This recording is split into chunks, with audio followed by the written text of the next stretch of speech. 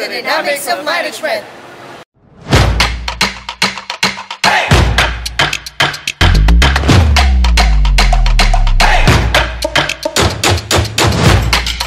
Audio Jungle.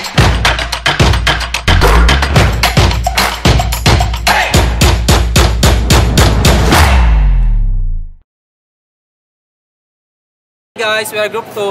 We are here to present the history of management. Bye. Sit back and relax. And enjoy your video!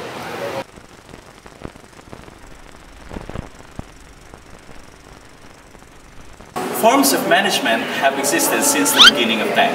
Ever since one human tried to direct another, management thought has been developing. The development of management, as we know it, is a relatively modern concept. The age of industrialization in the 19th century and the subsequent emergence of large corporate organizations called for new approaches to management.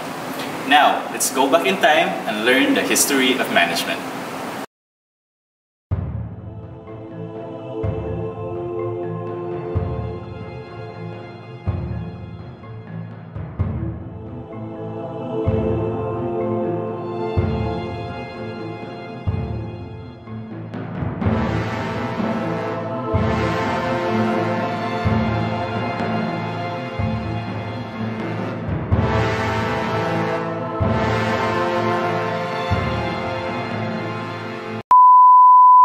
While techniques of management have been around for a long time, the practice of management is new.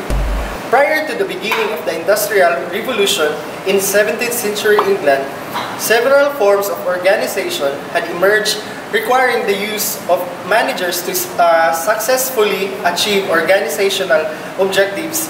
Most prominent among these organizations were the state, the church, and the military.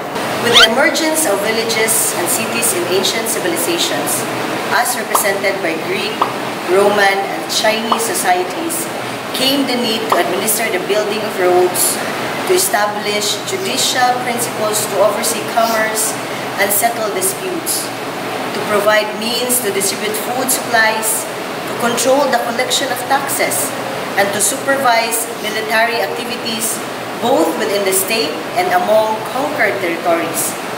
We find in the writings of early Egyptians, Hebrews, Greeks, and Romans expressions of the need for effective managers with explications of the duties and responsibilities assigned to their position, the need for training, and the need for control over activities in the hands of a centralized authority such as the emperor.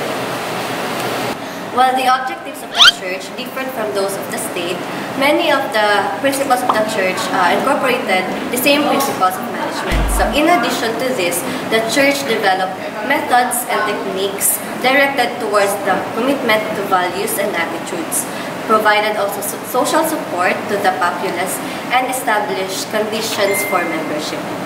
Important principles taught in military is chain of command.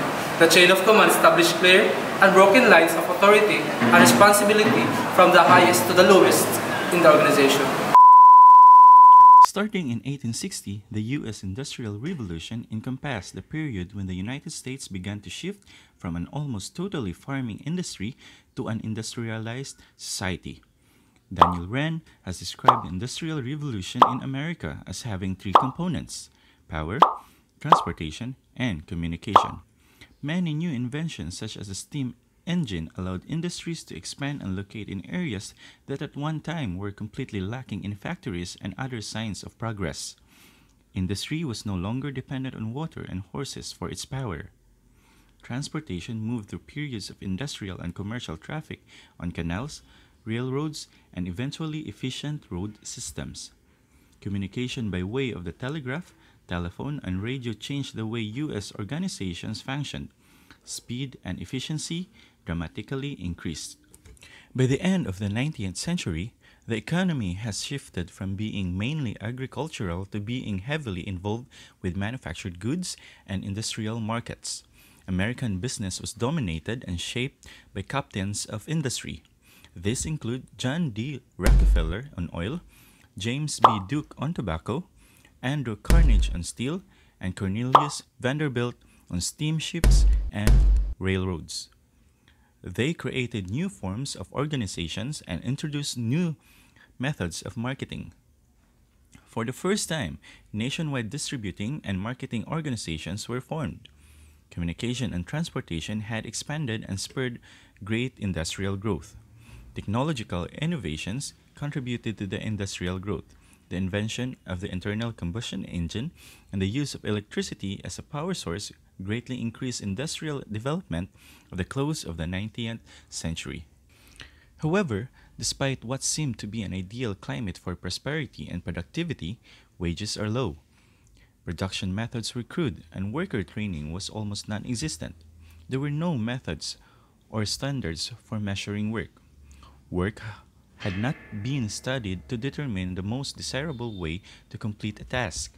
The psychological and physical aspects of a job, such as boredom, repetitiveness, and fatigue, were not studied or even considered in the design of most jobs. At this point in the development of management, the engineering profession made significant contributions. Engineers designed, built, installed, and made operative the production systems. It was only natural, then, for them to study the methods used in operating these systems. Due to the rapid industrial growth and creation of big businesses, scientific approaches in management was developed. The development of specialized tasks and of departments within organization had come.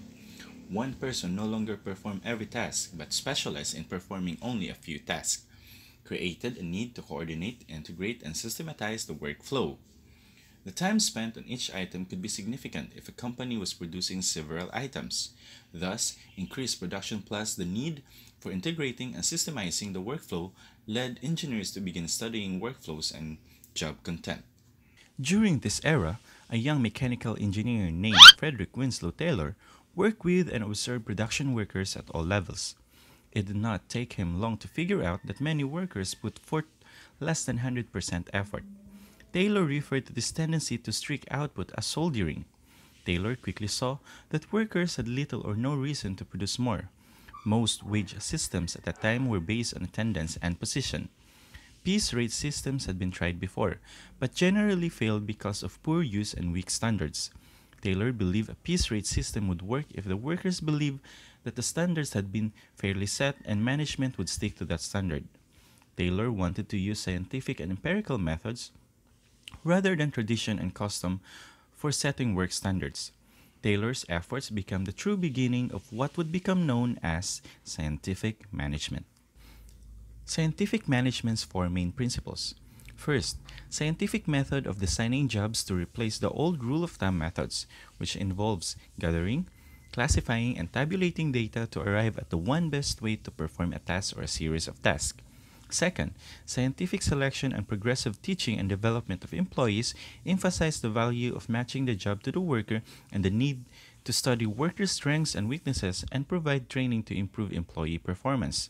Third, the new and scientific methods of job design should be fully explained by management. Employees would show little resistance to changes in methods if they understood the reasons for the changes. And lastly, a division of work resulting in interdependence between management and workers. Taylor believed that if they truly depended on each other, cooperation will naturally follow. Another important figure in the field of management is Max Weber, a German sociologist. He described a theory to operate an organization in an effective way, which is known as the bureaucratic management approach or Weberian bureaucracy. According to Max Weber, bureaucratic management approach emphasized the necessity of organizations to operate in a rational way instead of following the arbitrary whims or irrational emotions and intentions of owners and managers. He found different characteristics in bureaucracies that would effectively conduct decision-making, controlling resources, protecting workers, and accomplishment of organizational goals. It proposes that an ideally run organization consists of a group of people organized into a hierarchical structure. It also claims it will increase your business efficiency as hierarchy distributes the power among workers. There are 6 principles of bureaucratic management approach. First, proper division of labor. Division of labor specialization should be fixed and there should be a balance between power and responsibilities. Second, Chain of command. The chain of command or organizational hierarchy should be constructed in a way that information related to decision and work can flow effectively from top to bottom. Third, separation of personal and official property. Owners and organizations' assets are separate and cannot be treated as the same way by the owner or the organization. Fourth, application of consistent and complete rules. There should be proper rules and regulations in the organization. These rules should be followed in every step of the organization, and they are equally applicable to every member of the organization. Fifth, selection and promotion based on qualifications. The selection and promotion of workers should be based on equalizations like skills, experience, age, and should not be influenced by personal relations and benefits. Lastly, training in job requirements and skills. There is a difference between management and other parts of organization, and training and improving skills of management is important. Max Weber's bureaucratic approach worked as a solution to problems of traditional administrative systems, but it was not the perfect or close to perfect solution. The bureaucratic structure gives all the importance and power to the top-level management, and the rules and levels of authority are just too much. It gives a greater sense of security to the employees, but bureaucratic management gives a window to red tapeism. One of the early pioneers of management is Henry Fayol, a Frenchman, was the first to issue a complete statement on the theory of general management. Though popular in Europe in the early 1900s, the theory did not really gain acceptance in America until the late 1940s. Today, Fayol's greatest contribution is considered to be his theory of management principles and elements. Fayol identified the following 14 principles of management: division of work, authority, discipline, unity of command, unity of direction, subordination of individual interests to the general interest, remuneration, centralization, scholar chain or line of authority, order, equity, stability of tenured personnel, initiative, and esprit de corps. Fayol's real contribution, however, was not the 14 principles themselves, but his formal recognition and combination of these principles. In presenting his principles of management, Fayol was probably the first to outline what today are called the functions of management. In essence, he identified planning, organizing, commanding, coordinating, and controlling as elements of management. He most heavily emphasized planning and organizing because he viewed these elements are essential to the other functions. The works of Taylor and Fayol are essentially complementary. Both believe proper management of personnel and other resources is the key to organizational success. Both use a scientific approach to management. The major difference is in their orientation. Taylor stressed the management of work, whereas Fayol emphasized the management of organization. The history of management helps in understanding how today's organization evolved. Not much has changed over the last few thousand years. Today, the business world follows many of the same principles. At the highest level, business management is about capital allocation, mainly within an organization, to maximize shareholders' returns. To do that, a manager must be good at understanding risk, making decisions, making trade-offs, communication, and putting the right people in the jobs. We are also in the midst of another fundamental rethinking of what organizations are and for what purpose they exist. If organizations existed in the execution era to create scale and in the expertise era to provide advanced services, today many are looking to organizations to create complete and meaningful experiences. Lastly, all of today's management approaches are products of experiences over time. As George Santayana once said, those who cannot learn from history are doomed to repeat itself. Knowledge of the history of any subject is necessary to understanding where the subject came from, where it is now, and where it is going. Many of today's managerial problems began during the early management movement. Understanding the historical evolution of these problems helps the modern manager cope with them. It is also helpful for today's managers to develop a feel for why the managerial approaches that work in earlier times do not necessarily work today.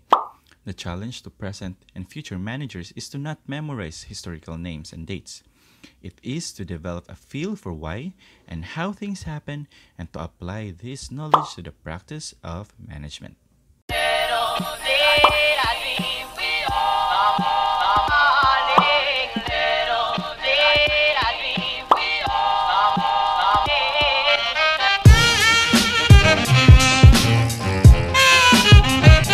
There you have it, ladies and gentlemen, for the history of management. We hope that you've learned something out of the things that we have shown. On how management improved our lives from the pre-industrial era. and how it evolved and become important factors in the organizations today. Thank you so much for watching, and let's start the party!